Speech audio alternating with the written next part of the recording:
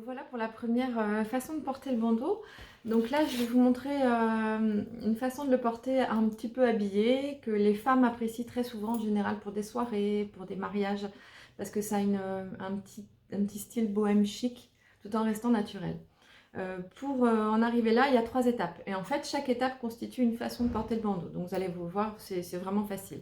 Donc l'idée que vous ayez les cheveux longs comme moi ou plus courts, parce que ça peut se porter vraiment à différentes longueurs, c'est d'abord de tout mettre sur le devant. Hop, vous allez glisser tous les cheveux devant. Vous allez voir pourquoi après. Comme ça. Ensuite, vous prenez le bandeau. Donc la plupart d'entre vous connaissent déjà le modèle. Donc vous voyez, il y a un élastique à l'arrière qui permet de bien ajuster, et sur le devant c'est un crochet donc, que j'ai dessiné, que je fais fabriquer, donc c'est un modèle exclusif Studio ETK. Voilà, donc l'idée en fait c'est de juste le fermer sur la tête pour éviter de se démaquiller, de se décoiffer. C'est très confortable, très facile à poser. Donc vous l'ouvrez et ensuite vous allez glisser comme ça derrière la tête, hop, vraiment dans le creux de la tête derrière, en haut du cou, et vous le fermez sur le devant. Donc hop, voilà. Donc ça c'est...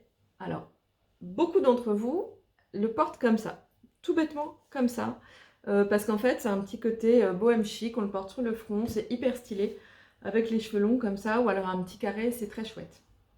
Ensuite, deuxième étape, pour celles qui n'osent pas, parce que c'est vrai que c'est un petit côté très baba cool, avec un look très très assumé, on peut ensuite prendre la mèche, juste des deux côtés, vous allez voir, on prend la mèche, on la tournicote un tout petit peu vers l'arrière, 1 ou 2 tours, et on la glisse en fait dans le bandeau. Vous glissez dans le bandeau, hop, vous tirez. Donc en fait, la mèche se retrouve coincée dedans. Donc vous redescendez pour cacher un petit peu les oreilles. Moi je trouve que c'est plus joli quand le haut des oreilles est caché en dessous du bandeau. Et ensuite, vous faites pareil de l'autre côté. Vous prenez la mèche, hop, vous la glissez comme ça. Alors, soit vous laissez tel quel, avec la mèche qui tombe comme ça. Vous voyez, pour un petit côté doux, élégant. Soit vous faites tomber quelques petits cheveux.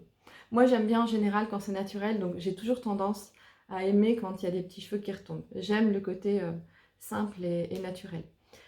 Et ensuite, troisième étape, donc troisième façon de le porter, c'est quand on en est là, vous ne changez rien, simplement vous allez attraper les cheveux, tous les cheveux, et vous allez tout simplement les rentrer. Vous allez les rentrer par derrière en fait, et vous allez rouloter.